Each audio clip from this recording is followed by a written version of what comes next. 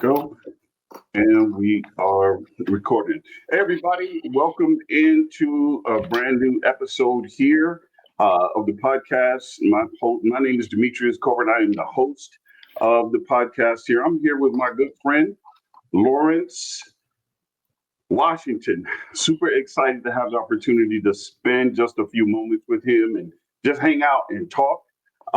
But it's also going to be an opportunity for you to be inspired by what is said here over the next 45 minutes to an hour. Um, I ran into Lawrence just to keep this as authentic as possible. I ran into Lawrence for the first time on a podcast that I was invited onto, and we were hanging out and we were all talking.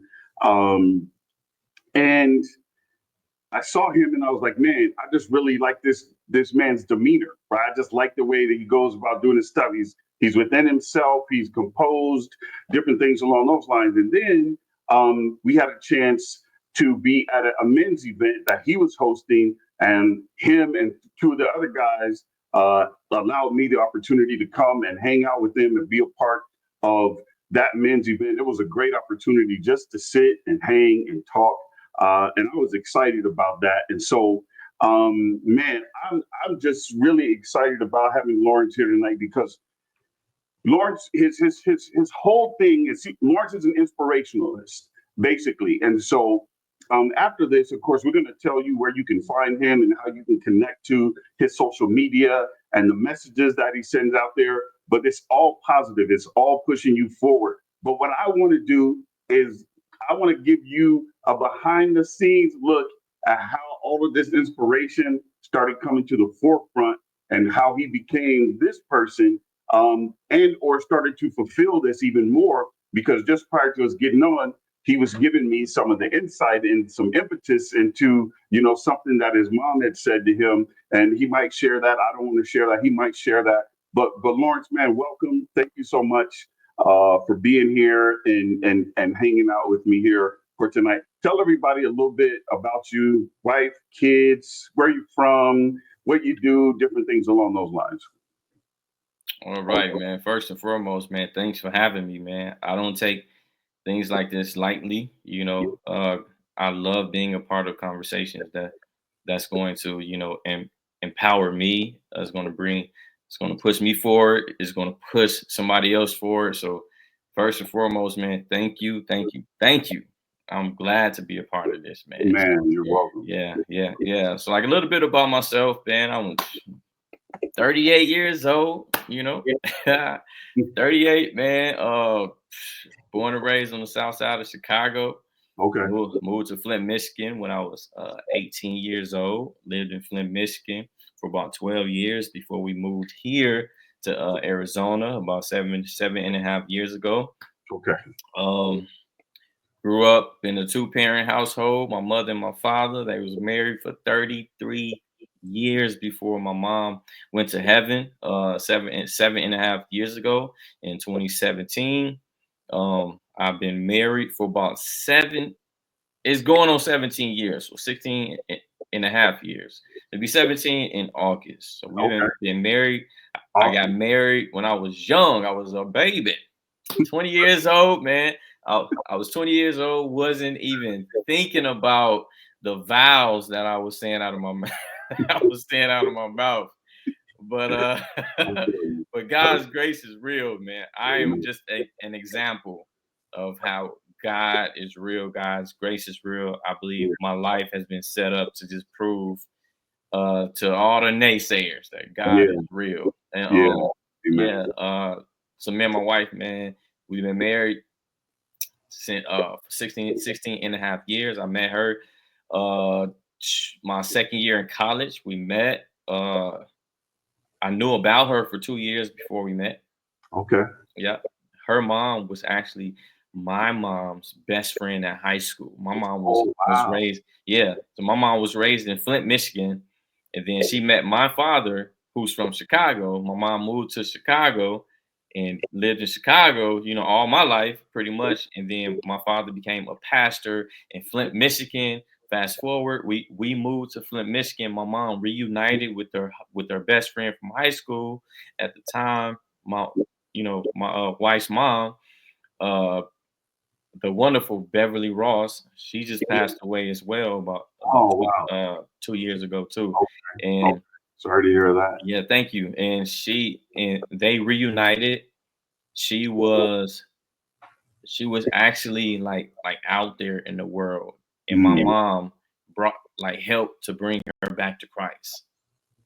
And then we found out that she had a daughter, which is my wife, Latoya. So fast forward 2 years later, man, I met my wife, and I saw me with her in the future. Yeah. And after praying and fasting, and that's about it. I made that decision to, say, why wait when I found my soulmate? Dang, that rhymes. But yeah, so got married. We have 6 beautiful children.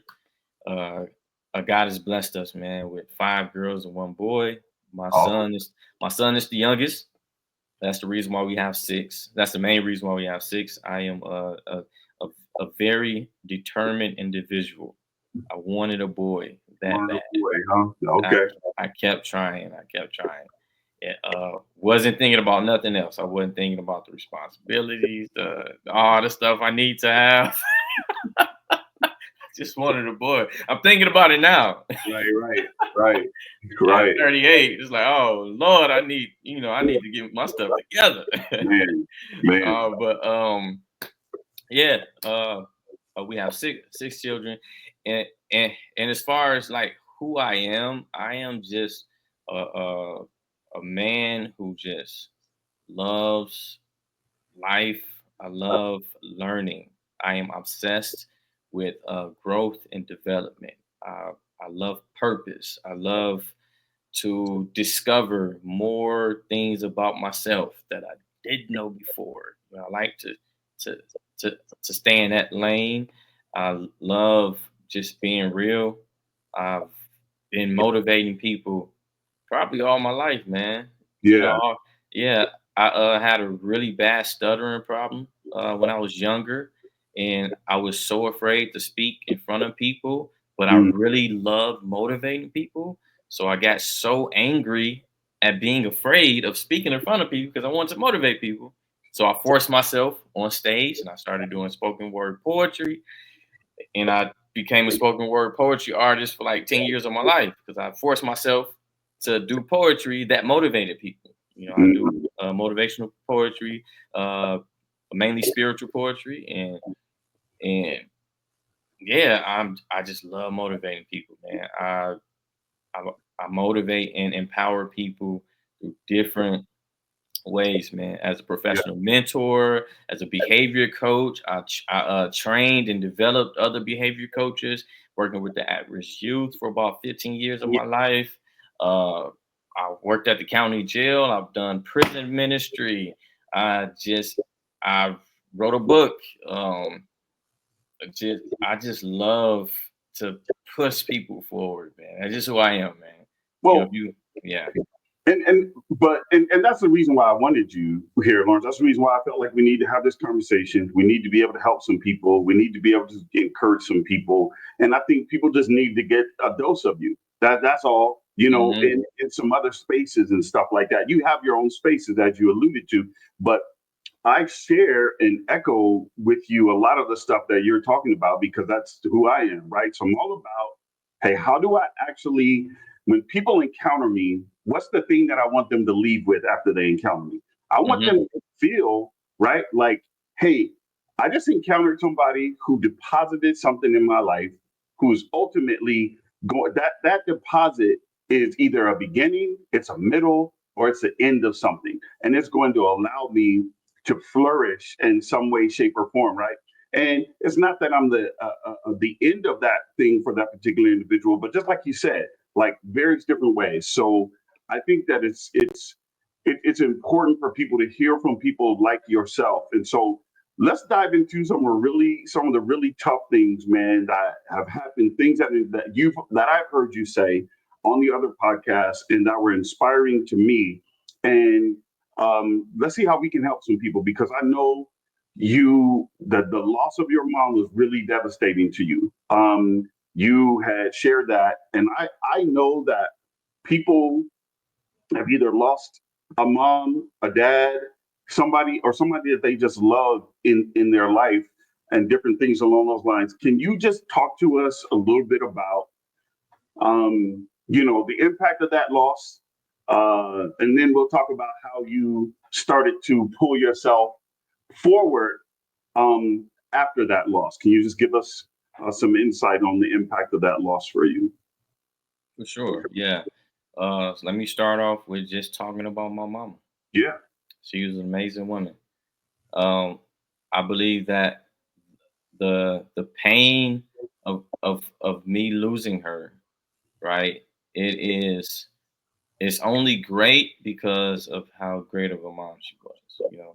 How great uh God God's goodness, is toward me to bless me with such a great mom. So she, me being the only boy, I got two older sisters. I have a younger adopted sister as well. But growing up, it was just me as the only boy, and I love my mama. She was the one woman who understood me the most. She always knew what to say. I say that she was a woman before her time because she was full of so much wisdom and Mm, insight, and she would say things, and she had such a close relationship with God. She talked about him as if he was like physically like right there in the room. So yeah. so she really deposited that her and my father, you know, Yeah. they really deposited that type of faith in me. But she was always there. You know, I was so close to my mom that even when I was younger, I I I like felt so much empathy, even when she dealt with insecurity. Mm, Like back when I was in like kindergarten, first grade. Like I remember when she would like talk bad about herself, like, I'm gaining weight or I'm this, and I would literally like really take that to heart. And I would mm, probably spend like 5-10 minutes like telling my mama, like, no, you are beautiful, you are amazing. Like that, like stop telling yourself that, yeah. let's enjoy this honey bun together. That was our favorite snack, man, honey buns. So, and and I remember at times as I gotten older, even when she would like trip or like hit her toe, I would get like really angry because I did not want to see my mom like hurt, like suffer Yeah. or hurt. Uh, so I'm sharing that to say it's kind of like the backstory of the impact of of me dealing with the reality of my mom Yeah. like transitioning to heaven, right? Yeah. So fast forward, my mom had pulmonary lung disease. Mm, So in other words, her lungs was failing, and the doctors didn't know why. She never smoked a day in her life. You know, mm, that played a huge part of the impact of me losing her because I felt like it's just not fair that my mom has to suffer over something that she had nothing to do with, right? mm, Um, so when I learned that my mom was dealing with this sickness years before she passed away, I began to go into this to a stage of denial. I didn't want to face the reality of her like like my mom is dying right in front of my eyes. yeah. Yeah. For me to even say that now, there's no way that I would even allow those words to come out of my mouth Yeah. during that time, right? So I avoided even talking about the possibility of her, going to heaven. Yeah. Me being a minister as well, I was preaching at the time, and you know, God would God would try to prepare me. He gave me dreams showing me that it was going to get worse before it got better. Mm, And I would take those dreams and I would flip it and I would preach against it. I would say, the Lord showed me that it's gonna get worse before it gets better. That means that he's gonna heal you, here on this side of heaven, and I would try to get the whole church to declare with me. And I would Yeah. preach and I would declare those words, Yeah. right? But at the same time, I was just living inside of, denial. Yeah. And my mom knew that, you know, and like the reason why I say she knew that is because there was a time when, me being who I am, which is, Mhm. Mr. Optimistic, I'm always motivational, and I will always like for our one-on-ones, I will always like push and like push towards prayer. Let's pray. And we're Yeah. gonna talk about the word. We're gonna say Yeah. what the Lord say. And my mom looked at me one time and said, "Can we just talk? Mm. Like, do we always have to pray? Like, can I just talk?" And Yeah. at and looking back on it now, I knew that she knew where I was mentally. Yeah. And um uh that's when she had a conversation with my sisters and my dad, and told them to stay close to me when that time comes, because Yeah. she knew where I was. I was just avoiding that reality. So then it came close to my mom leaving Mhm. leaving us, right? She was on the list to receive a lung transplant. Mhm. And while she was on the list, for for 3 years, I wrestled with moving to Arizona because I felt like God like spoke to me like clearly. He spoke to me so clearly that I wrote it down, and I couldn't deny it. So God told me to move to Arizona for 3 years. I rejected that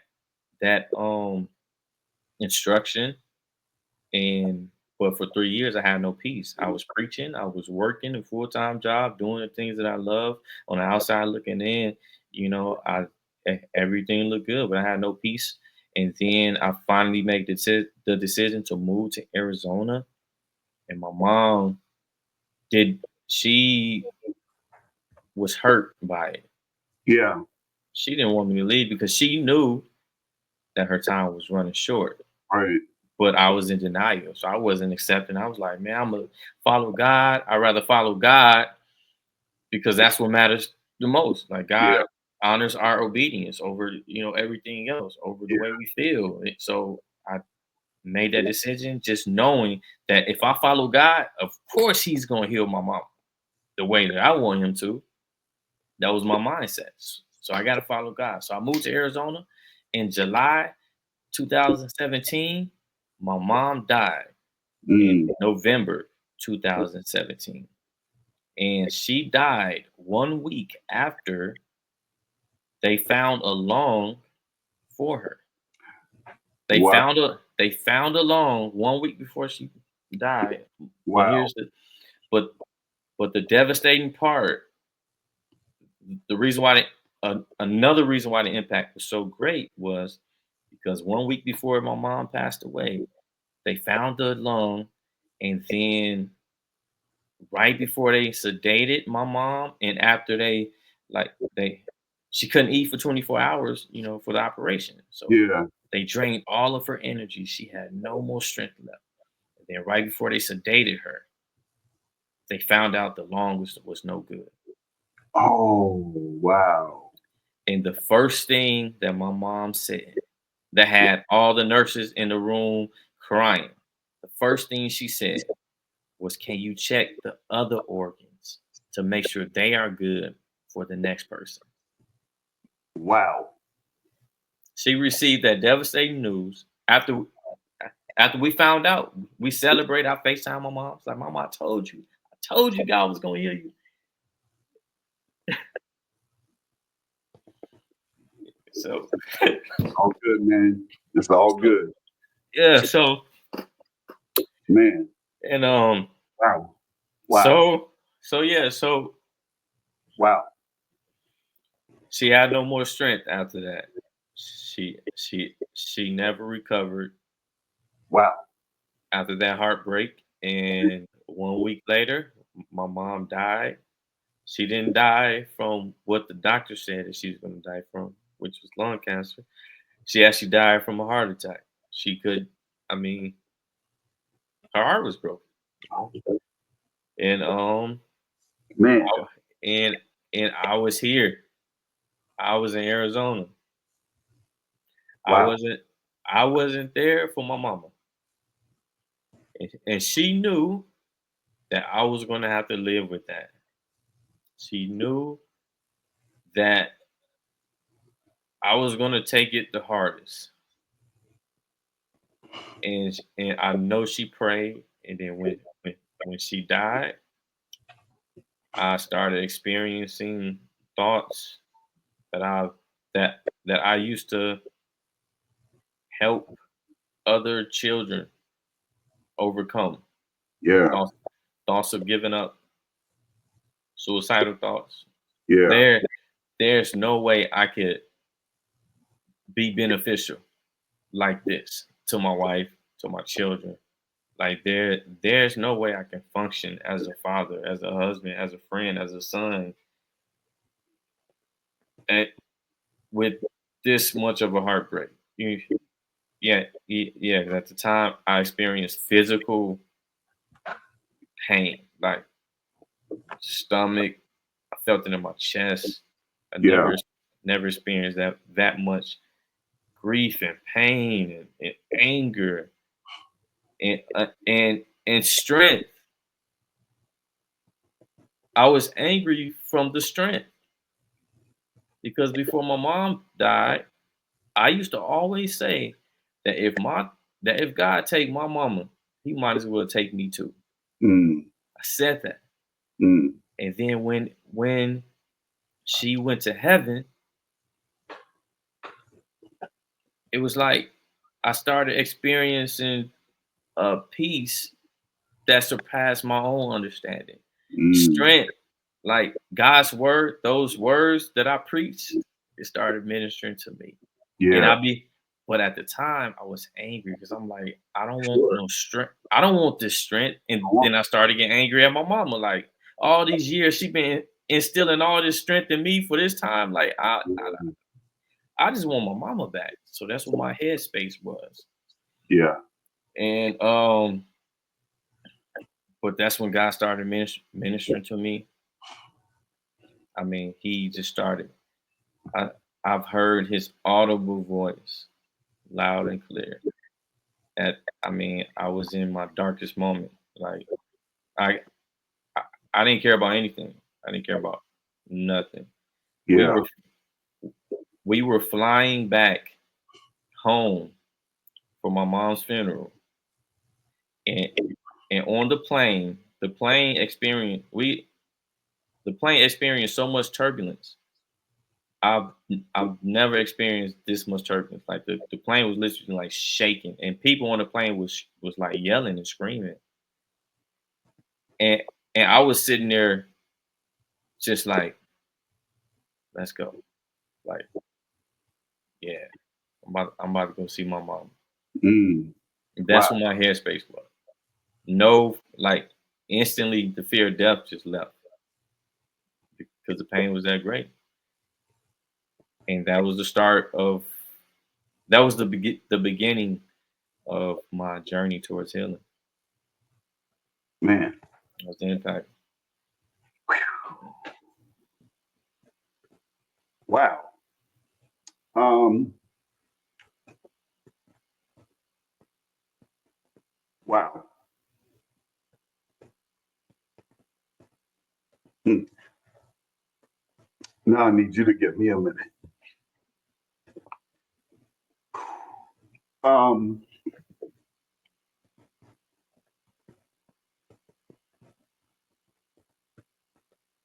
man. So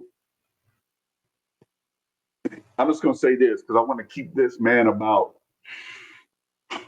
our conversation, man. My mom passed away 4 years ago, Yeah, and sorry to hear that, man.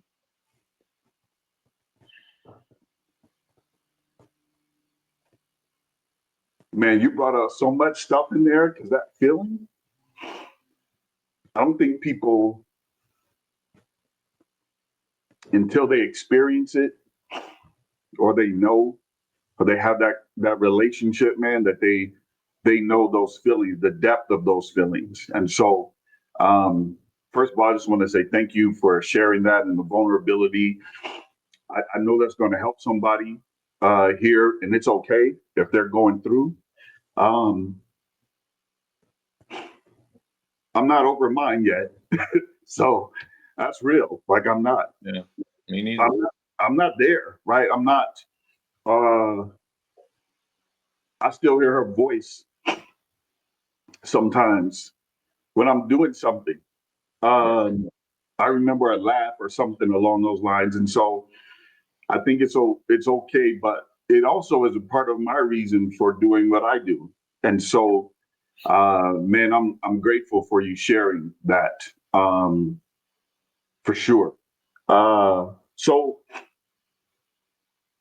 you went through this incredibly challenging moment in time, and you know the suicidal thoughts and different things along those lines. And I love it. You said it started the journey of healing. It impacted other things in your life too. Um, how did you navigate the other areas of your life that it impacted as well, even including the kids that you were working with and home and your kids? How did you start the pathway to that place of healing? What was the work that you were doing? Yeah. So when I moved here to Arizona, God gave me one instruction. He told me to focus on personal development, self discovery, and to connect with like minded people. So that's when God taught me that I can create the environment that I need. I Yeah, didn't know I didn't know that before I moved here. I didn't know that I can create my own environment, right? So that's what I did. I just went off of that one instruction. He didn't tell me nothing else.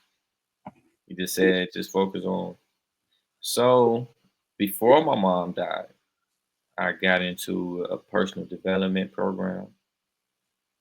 I learned how to walk in self awareness.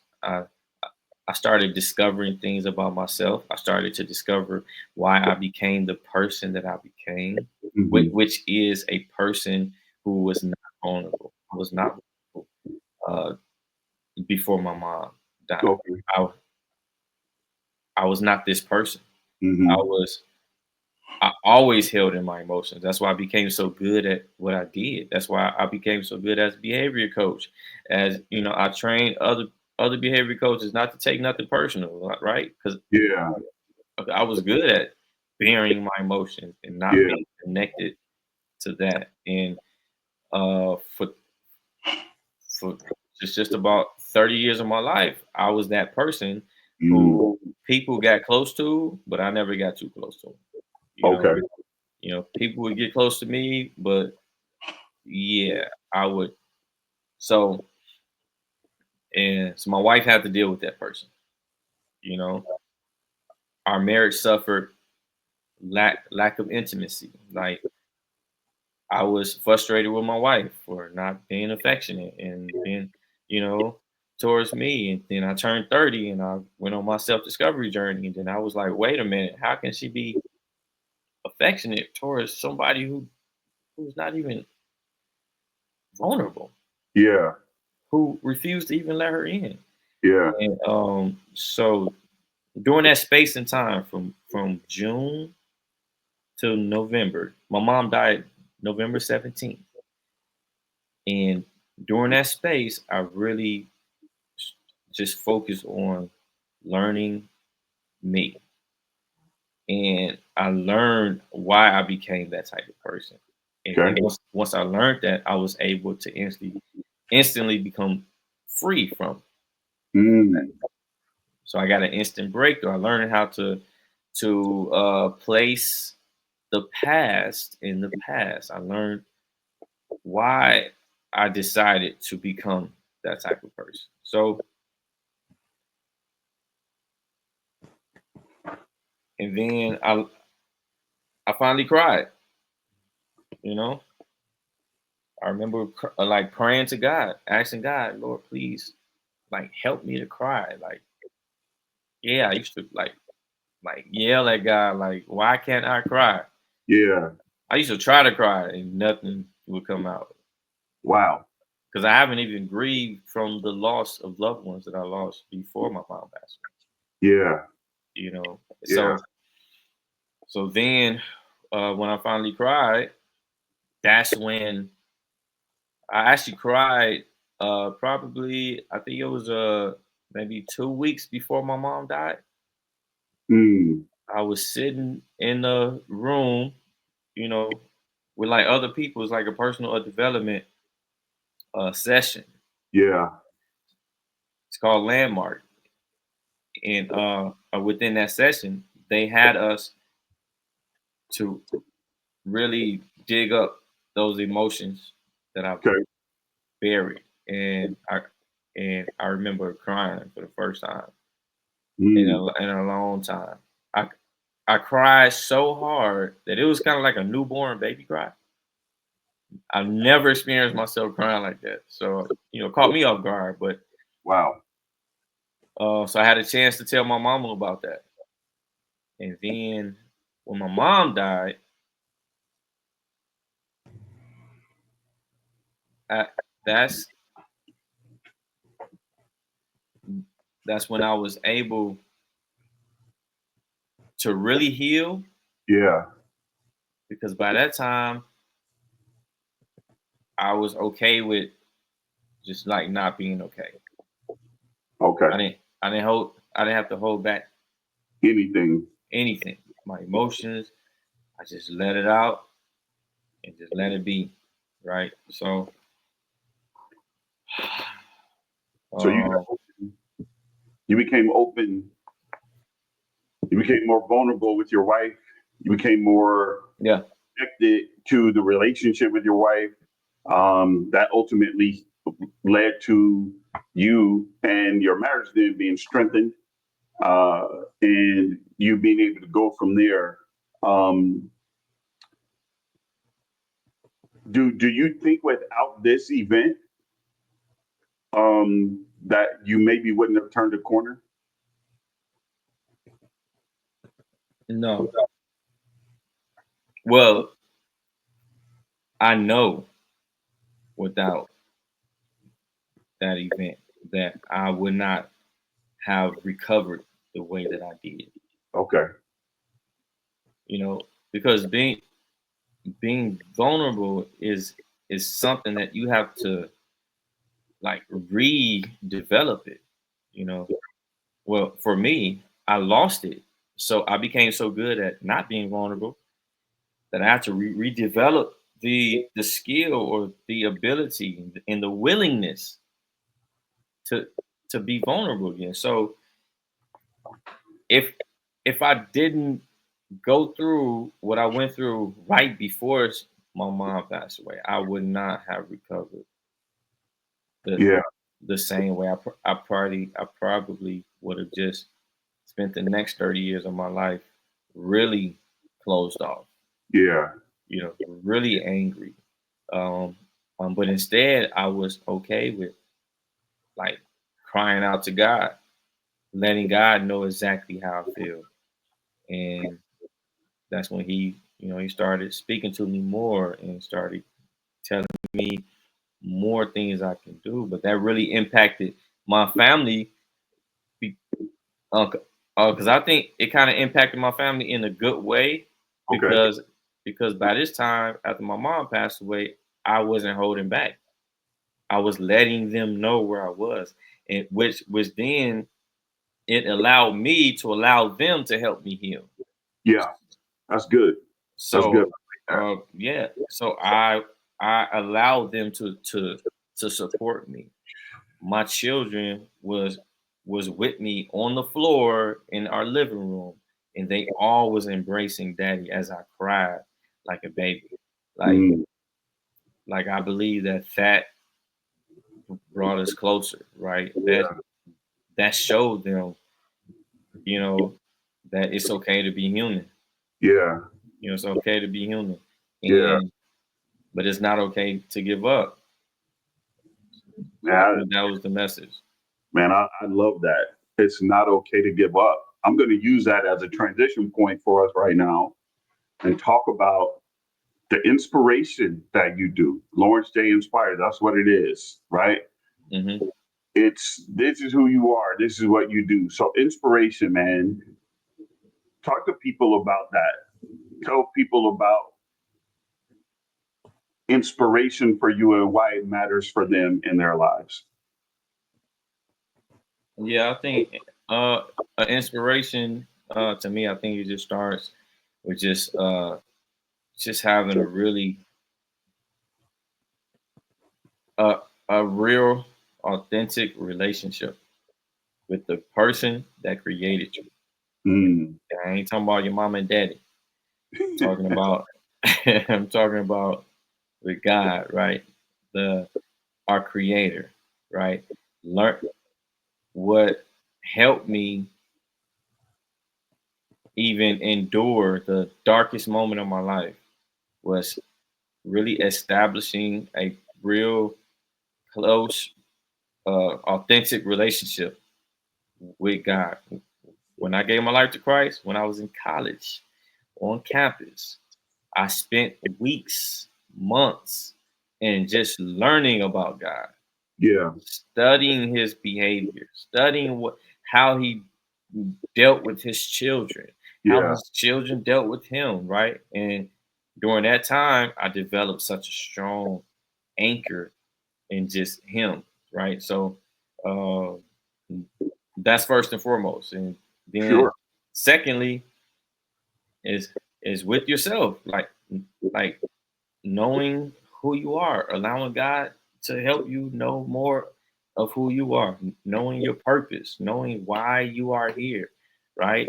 Um, knowing uh why you do the things that you do and being okay with learning why you do the things that you do, right? And Yeah.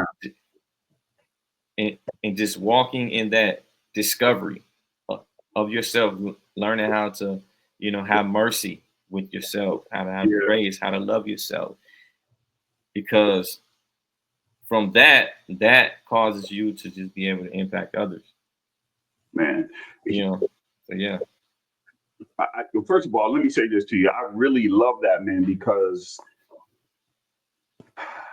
I grew up in a denomination. I'm not about to dog any denomination. That's not what I'm about. I grew up in a denomination, though, man, and in a place where I was told to kind of ignore myself, ignore how I felt, ignore how I see things, ignore. And man, I thought to myself, well, wait a minute, hold up, like this doesn't make any sense. Yeah. If I don't value who I am, then how in the world do I bring value to other people if I Hmm. don't value who I am, right? Um, and if I don't have this love for myself, for my life, which then guides me in my character and my morals and my integrity, right? And the things that I do, then how is it possible for me to show up for other people? One of the biggest challenges I have with many of the clients that I work with, man, is that they're always saying, well, I just want everybody around me to be happy while they're miserable. And my thought process with them is that what you're really doing is you're giving people two things. You're giving people fumes because that's all you have left.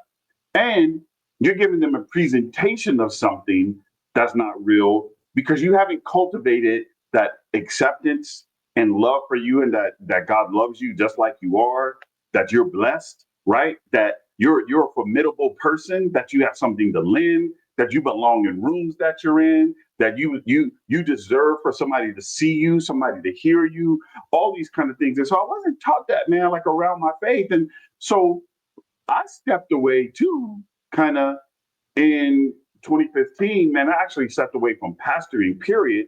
And I went and got certified, man, as a coach. And then I got certified in cognitive behavioral therapy because I wanted to understand, Lawrence, the deeper parts of how God had put us together. And I was sitting up, man. I started, planted two churches, and I thank God for them. But Lawrence, I constantly saw the same people right at the end of service, right? Hey, if you need prayer, come out. We have people on our prayer team. Same people, man, just cycling through the prayer, just cycling through the prayer. And I was like, okay, I get it. I get it. But we were praying this prayer last year, right? And so the people on the team, when we had staff meeting, they would come and tell me, oh, yeah, I prayed for such and such. This is going on and so on and so forth. And I'm like, man, we that same thing last year. And so I started to realize that there are deeper things with people. So my coaching certificate came through a Christian coaching program because I wanted to incorporate my faith and what the Bible actually says to us regarding our value, our worth, and all these other kind of things, and then be able to help people, assist people, right? And so, man, this was eye opening me. So I'm so glad to hear you say that about this landmark. I don't know if that's still around. I never heard of it, but man, hopefully you could share that with some people who maybe could really truthfully benefit from going to a program like that. In fact, the lady who was my trainer, I'm still friends with her. The lady who was my trainer. So what she Mhm. said to me, Florence, she said this to me. We got done with training one day, and this is a 5 month course that I was in. So we got done with training one day, and before we got off, she had inboxed me because we were on a Zoom, and she was like, "Hey, can I get a few minutes with you after the rest of the class leaves?" And I was like, "Sure, no problem."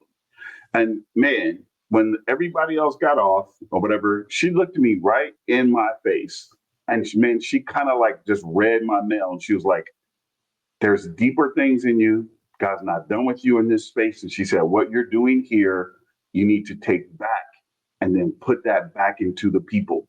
I feel like you're doing the same thing.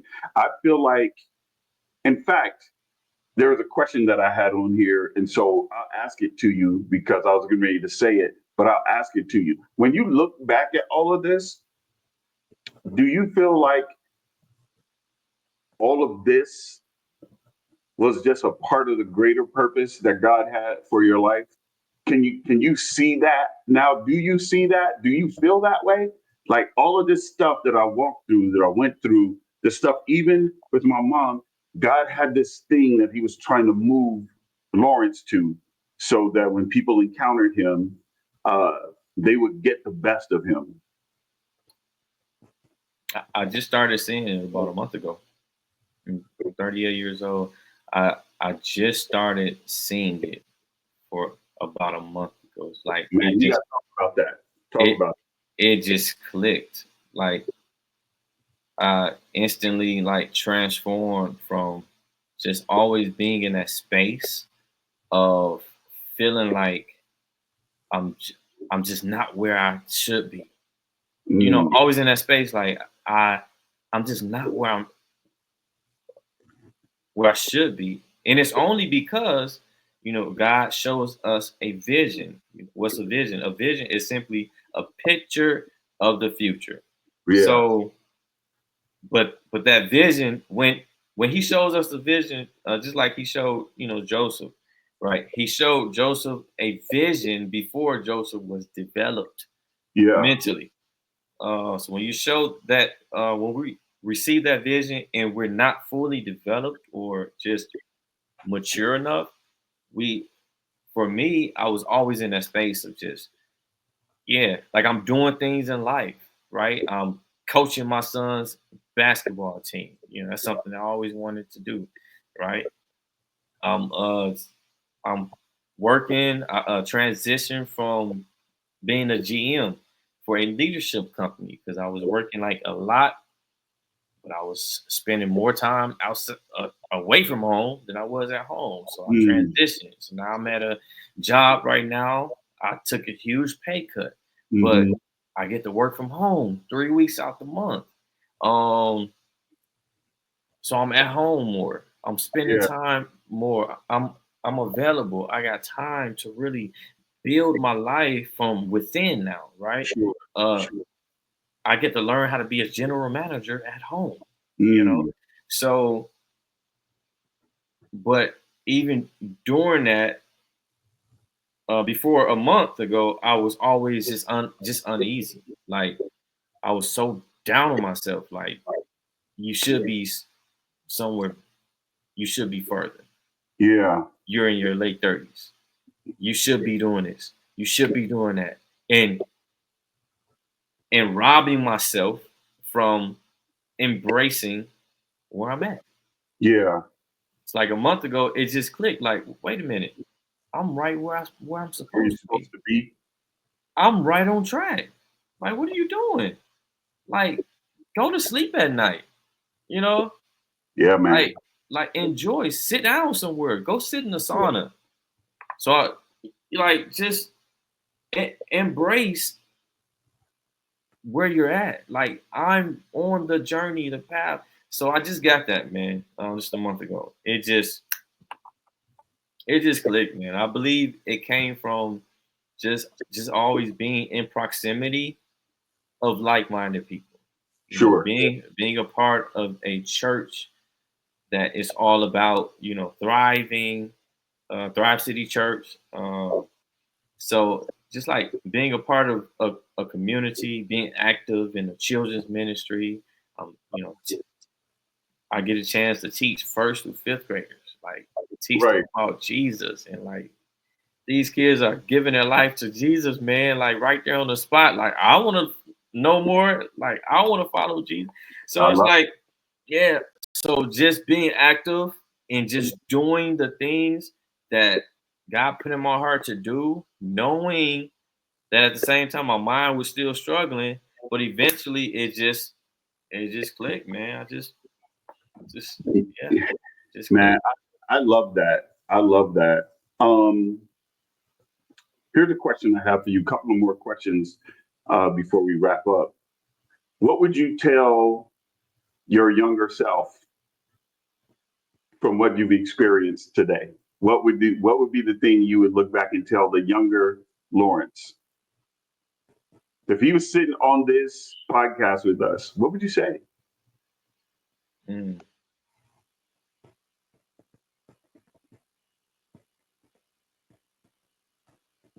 Everything is going to be okay. Everything's going to be okay. Like, Yeah, it's going to be okay. Yeah. I love it. So using your life to inspire other people, and like you said, now you get to spend more time at home. You got flexibility. You can make more of the investment there. You can still stay in your lane in terms of your gifting, your work, the things that you have been granted to do. And you're just taking the time, man, to say, wait a minute, which is a huge thing, by the way, to be able to say, wait, I think I need to be somewhere else. But in fact, I'm really where I'm supposed to be right now. You know what that reminds me of? You use Joseph, right, out of Genesis. And one of the things that Joseph says in Genesis 50:19 is this.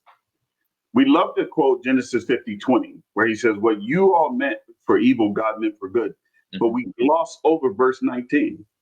Joseph looks at his brothers, Lawrence, and he says to them, I am in the place of God. He said, you sold me because of a dream that I had. Mm-hmm. What you don't realize is that you were the catalyst to get me to the very place I'm standing right now. Wow.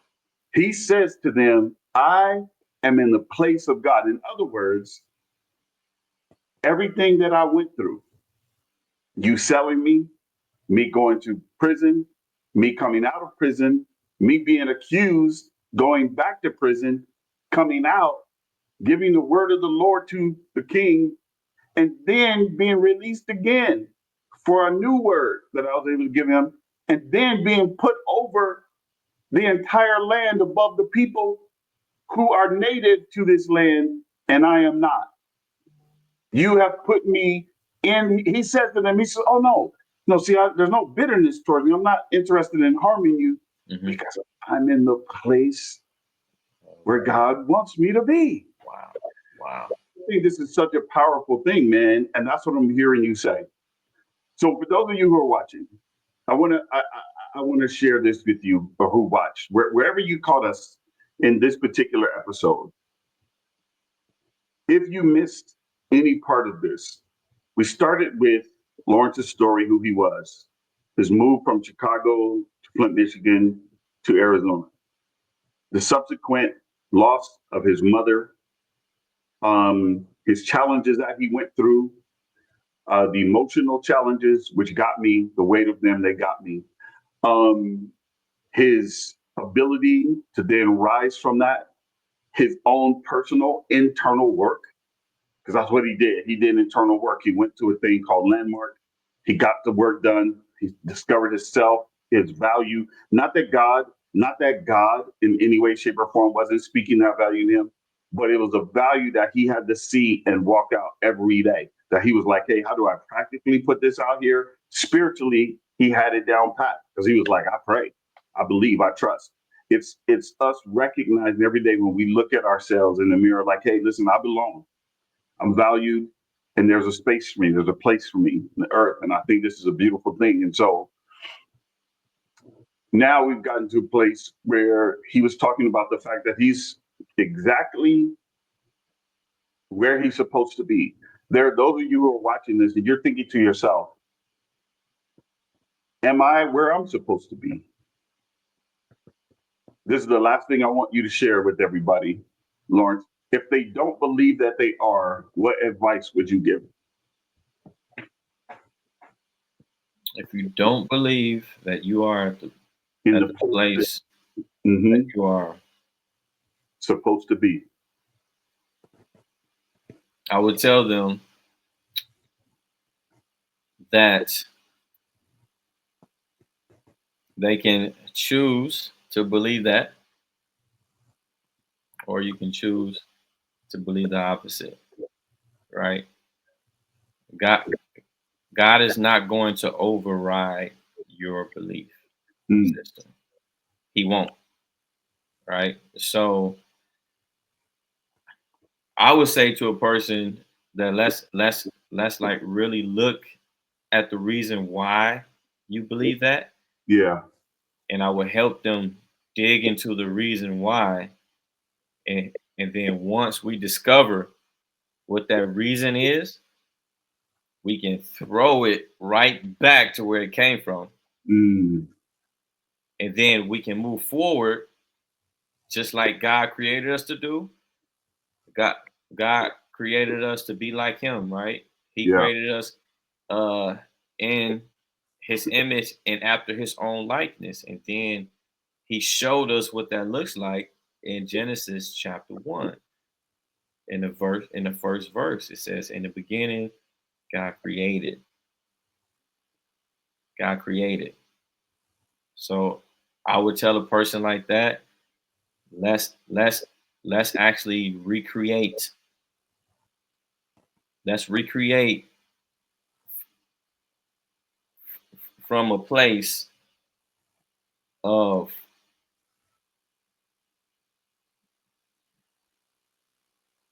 I'm pausing because I don't want to sound too complex because it's go ahead. Yeah, because to share your heart is fine. Yeah, because when God created, there was nothing there. Yeah. Right. There was nothing there. The Bible just says that in the beginning God created. Well, what was there before the beginning? It was God. So God created from a place of nothing, you know. So he let us know that we have the same ability and to create the life that we want, the life that God desires for us to have. Yeah. To use that same belief of you feeling like you're stuck, because that's a belief. You believe you're stuck. Use that same ability to believe that you can create a life that produces you not to feel stuck. Right where you are. Right where you are. Like right you don't have to there's nothing that you have to do or No, you just have to choose to be, you know, just choose to be a person that doesn't feel stuck. And like sit back and ask yourself, what does that person look like? If I was to wake up tomorrow morning, I'm a person that's not stuck. What are the first 5 things that I would do? And you write those things down and you do it. That's it. Do it. it, man. I love it. Listen. I hope you all heard this. It is what it is. You more than likely are where you're supposed to be. You probably feel like you lost some stuff along the way, but I have to be honest with you. All transitions require loss because some things that were in the old space with you can't go into the new space with you.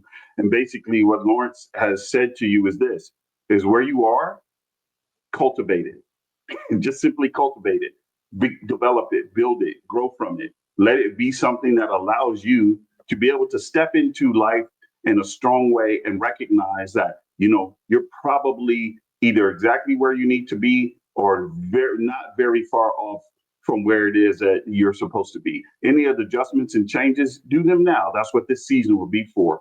And so, Lawrence, man, I'm thankful for Oh, there's you. one more thing I want Sure. to share too. Can Yeah, I share this absolutely. too?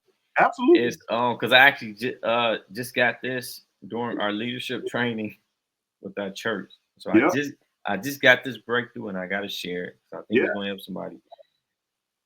For those who feel like they missed opportunities in life, we go through life and we do miss opportunities. God tells us to do something, we don't do it, and that opportunity is now closed, right? So, but here's the thing: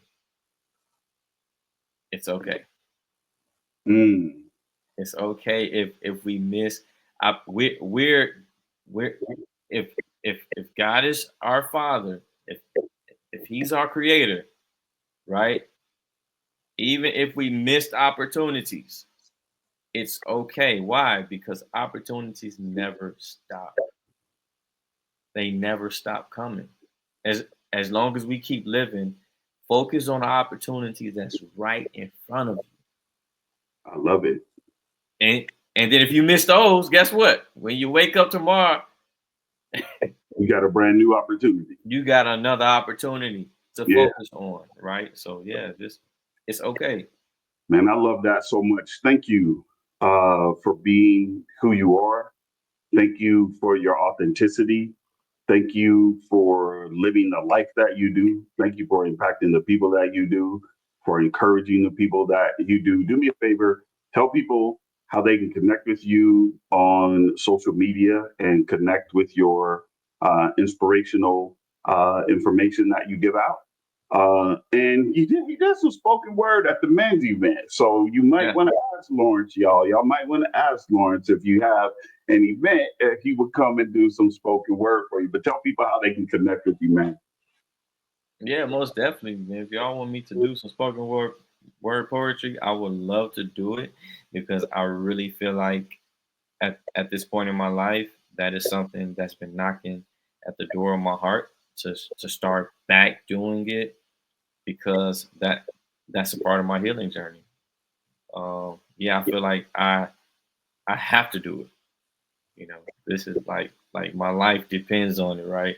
My mental state depends on it, so I have to do it. So uh, reach out to me via email. I am Mr. Optimistic at gmail.com.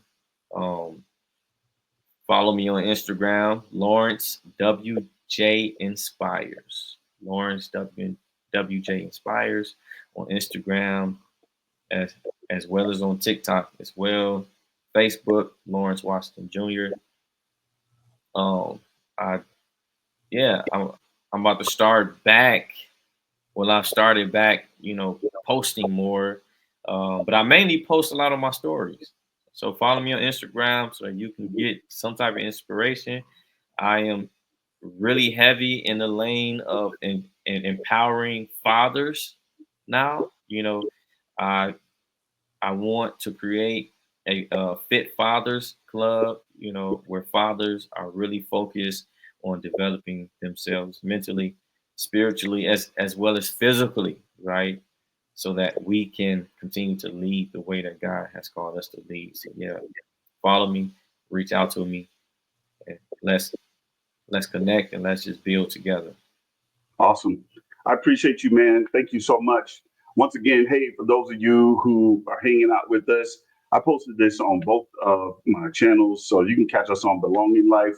You can also catch us on Habits, Appetites, and Decisions. And for the ministry page, you can go to thedig.org. That's two G's there. All of this information will be there. If you missed any of it, you need to replay it. You want to hear it back, or you need to be able to pass it along to somebody else. Listen, make sure that you do that.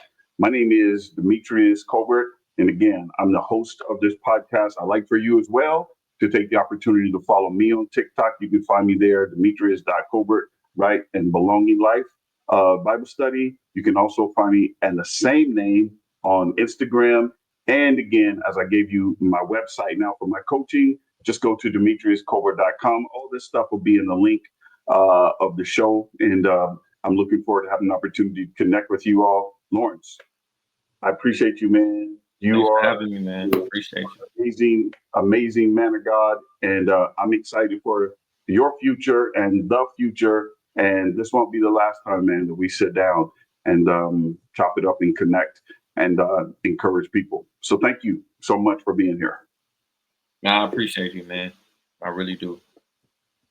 This was therapeutic.